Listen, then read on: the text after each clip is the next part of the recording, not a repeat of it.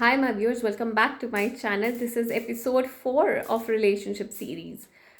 Relationship के आज हम बात करेंगे कि कैसे एक रिलेशनशिप जो होता है वो डिफरेंट डिफरेंट ट्रांजिशंस के थ्रू जाता है और उस चीज़ में हमें कैसे एक दूसरे का ख्याल रखना है। पहली चीज़ जो मैं पहले भी बोल चुकी हूँ, trust is a foundation, loyalty is a foundation, infidelity जो मैंने थोड़ा बहुत समझाया कि कैसे आ सकती है। पहली बात ये भी मैंने बताया कि जब अगर हम रिलेशनशिप में आते हैं तो हमें एक दूसरे को फैमिली की तरह ट्रीट करना चाहिए। As a choice alternative treat नहीं करना चाहिए कि हम इसको छोड़ सकते हैं या फिर हम ठीक है इसको हमसे बेटर मिल जाएगा या हमें इससे बेटर मिल जाएगा। हम इस एस्पेक्ट को अगर हम छोड़ दें और हम अगर ब्यूटिफुली अगर that's what I am talking about, अगर जो रिलेशनशिप बहुत ज़्यादा एब्यूसिव नहीं है, मैं उनकी बात कर रही हूँ, तो वो भी एक बहुत ही बेस क्रिएट होता है। उस वजह से कई बार रिलेशनशिप उधर चलते हैं, कई बार हम नहीं समझ पाते। Even I talk about abusive relationships की कैसे हम उन चीज़ों से बच सकते हैं। तो जो रिलेशनशिप होता है वहाँ पे हमें ये समझना है कि हमें एक दूसरे को फैमिली मानना है, एक दूसरे के लिए जो हो सके वो करना है, एक दूसरे की ग्रोथ में हेल्प करनी है, जो मैं पहले भी बता चुकी हूँ। अब अगर हम रिलेशनशिप में कोई एक इंसान किसी ईवल आय का या फिर किसी भी चीज़ों का शिकार हो चुका है, या फिर उसको बहुत ज़्यादा कई बार आपके पीछे से कुछ बोला जा रहा है, या फिर वो इन्फ्लुएंस हो रहा है, या फिर डिस्टर्ब हो रहा है, तो हम बड़ी आसानी से कह देते हैं कि अरे मत होना, ऐसा तो कुछ भी नहीं होता है, ऐसे नहीं होता है। पर जो जिसके साथ हो रहा होता है वो उसी को ही बहुत बखूबी पता होता है कि वो उसके साथ कैसे प्रॉब्लम क्रिएट कर रहा है। कई बार कुछ बिहेवियर्स अपने आप अगर नहीं होते हैं, वो करवाए जाते हैं इन्फ्लुएंस के अंडर, चाहे वो ब्लैक मैजिक हो, चाहे वो ईविल आई हो, चाहे वो इन्फ्लुएंस एज वर्बल इन्फ्लुएंस हो, नेगेटिव बातें हों, उनसे भी कई बार रिलेशनशिप पे ज़रूर से प्रॉब्लम्स क्रिएट होती हैं और उसका इफ़ेक्ट दिखाई देता है। तो आपको ये समझना है कि आपको अपने पार्टनर के साथ बैठना है, उनसे पूछना है कि क्या हो रहा है, कब से हो रहा है, क्यों ऐसा फील हो रहा है आपको, या क्या एक्चुअली में क्या फील हो रहा है आपको जो आप ऐसे गो थ्रू कर रहे हो। उनसे बात करो। अगेन कम्युनिकेशन हमने देखा था उस वीडियो में कि मैंने आपको पहले भी अपने फर्स्ट 3 वीडियोज़ में ज़रूर बताया कि कम्युनिकेशन इज़ वेरी इंपॉर्टेंट। क्यों कम्युनिकेशन इंपॉर्टेंट है? ताकि हम बस ये सोच लेते हैं अच्छा this person is doubting me, this person is unnecessarily doing certain things, ये तो ऐसा ही है। हम एक धारणा क्रिएट कर लेते हैं उस इंसान के बारे में। अगर हम सच में किसी रिलेशनशिप में हैं तो हमें ये समझना चाहिए क्या हमारे एक्शंस हैं कुछ ऐसे जो उसको ये क्रिएट हो रहा है। अगर एक्शंस नहीं हैं तो डेफिनेटली या तो प्लानिटरी मोमेंट्स हैं, या तो कोई प्रॉब्लम वैसे चल रही है, ईविल आई है, या कोई ब्लैक मैजिक है, या फिर कोई ना कोई इन्फ्लुएंस कर रहा है। ये 3-4 ही एस्पेक्ट हो सकते हैं। तो आपको ये समझना है कि उस इंसान के साथ बैठो, उसको प्यार से उसकी बातों को एड्रेस करो, उसको समझाओ कि ठीक है हम दोनों मिलकर इस प्रॉब्लम को साथ में आसान बनाएंगे। हम इसको जितना हो सके तुम्हारे लिए मेंटल पीस के लिए इस चीज़ों को मुश्किल नहीं क्रिएट करने देंगे। तो that is what the real partner is. The real partner is not that somebody just gets blowed up, एकदम गुस्सा आ रहा है and gets angry on the thing कि तुम ऐसा सोच भी कैसे सकते हो, how can you do this, how can you do that. In females, I am not saying because I am a female I am saying this, but ऐसा होता है क्योंकि मैं औरत हूँ इसलिए ही नहीं कह रही हूँ, बट ऐसा होता है कि फीमेल्स आर मोर इमोशनल। तो उनके साथ ऐसा चीज़ें होना लाजमी है कि जब वो ऐसा फील करें, वो फील बहुत कुछ कर रही होती हैं in in in terms of emotions, but वो एग्जैक्टली नहीं कह पाती हैं, जिस वजह से चीज़ें मिसअंडरस्टैंडिंग में क्रिएट हो जाती हैं, या फिर वो जो कहना चाहती हैं उनका कहने का ढंग ही एक लय में स्टार्ट होता है, वो पूरी बात एक्सप्लेन करना चाहती हैं, बट क्योंकि अक्सर पार्टनर्स नहीं सुनना चाहते हैं, इवन फॉर मेल्स, क्योंकि उनकी पार्टनर सुनना नहीं चाहती हैं कि क्या है क्या नहीं है, एंड दे जस्ट वांट कि तुम प्रूफ मांग रहे हो या तुम मेरा प्रूफ ले लो, बस इतने पे बात खत्म होती है। They want to end up things on a very easy note, but that is not the case every time.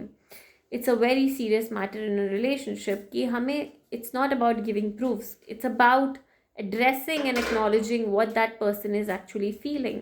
It is about कि आप क्या महसूस कर रहे हैं आपका पार्टनर, उसको आप समझें, बताएं, और फिर उसको एक्चुअल में समझने की कोशिश करें कि ये क्यों ऐसा महसूस कर रहा है और अच्छा इसके क्या समाधान निकल सकते हैं आसानी से। बट क्योंकि अनफॉर्चुनेटली आजकल लोगों के पास इतना टाइम नहीं है, तो मैंने देखा है कि कम्युनिकेशन भी लैक हो रहा है और रिलेशनशिप में प्रॉब्लम्स भी ज़्यादा आ रही हैं। क्योंकि वो समझना ही नहीं चाहते किसी की बात कि वो कहाँ से क्यों ऐसा बोला जा रहा है। सबको अपनी प्रॉब्लम्स बड़ी लगती हैं।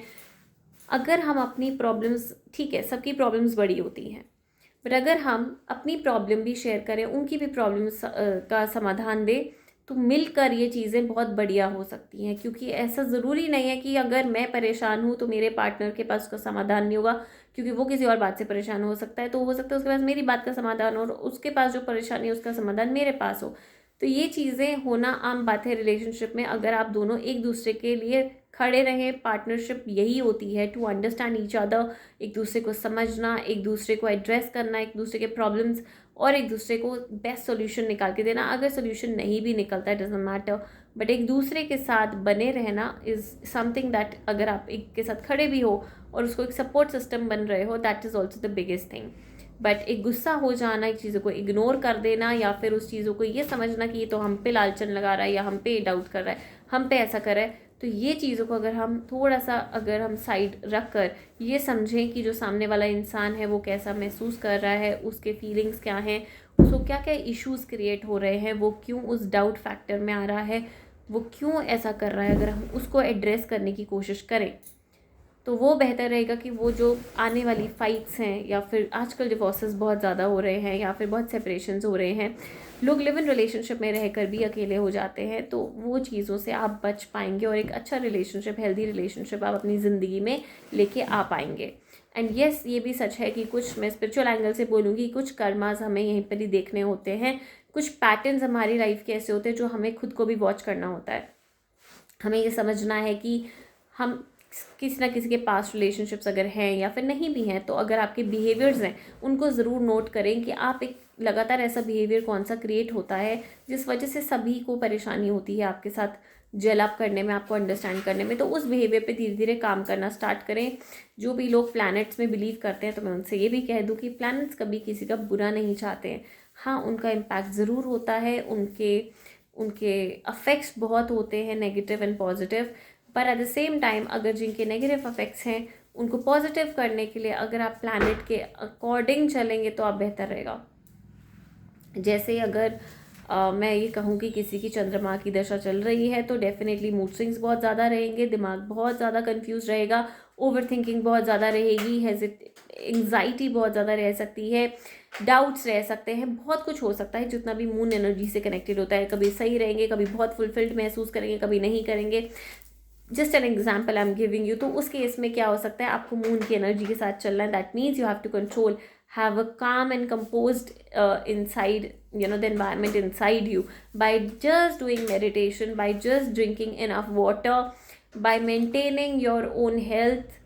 अच्छी अच्छी चीज़ें ऐसी करें, उसकी रेमेडीज़ ट्राई करें, try to use remedies as much as possible. हमारे पास आजकल ऑनलाइन भी अवेलेबल हैं, बट मैं कहूँगी कुछ ऑथेंटिक लोगों से ही बात करके आप रेमेडीज़ करें, ताकि आपको ये समझ आए कि ठीक है, we can come out of the situation.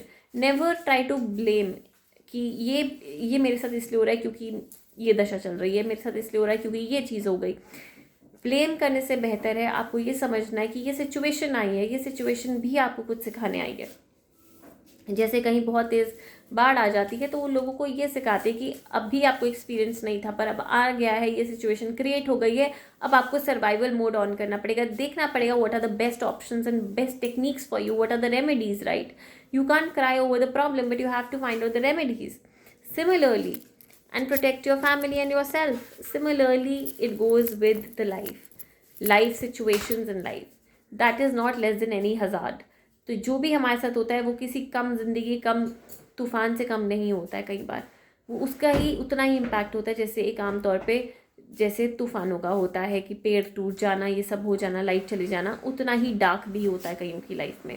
पर हमें ये समझना है, एज अ पार्टनर हमें एक दूसरे की हेल्प करनी है, हमें एक दूसरे की मदद करके सर्वाइवल मोड ऑन करके ये दिखाना है what best remedies we can find out. हम कौन सी बेस्ट रेमेडीज़ ढूंढ सकते हैं या फिर हम बेस्ट रेमेडीज़ कौन सी कर सकते हैं जिससे आपके और आपके पार्टनर की रिलेशनशिप बहुत आराम से और अच्छे से चले।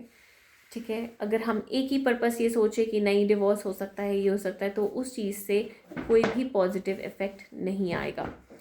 और एक और जो चीज़ मैं कहना चाह रही थी, remedies for these evil eyes, simple है कि थोड़ा सा आप पीली सरसों ले सकते हैं, उसको अपने सर से वार सकते हैं 7 बार उल्टा, और अपने पार्टनर के सर से वार सकते हैं, उल्टा वारना है 7 बार, एंटी क्लॉक घुमाना है 7 बार, और उसको बाहर फेंक देना है। ऐसा कुछ 11 दिन आप कर सकते हैं। और फ्राइडेज़ की रेमेडीज़ ज़रूर करें। फ्राइडेज़ की रेमेडीज़ आप पढ़ सकते हैं कि क्या क्या होती हैं।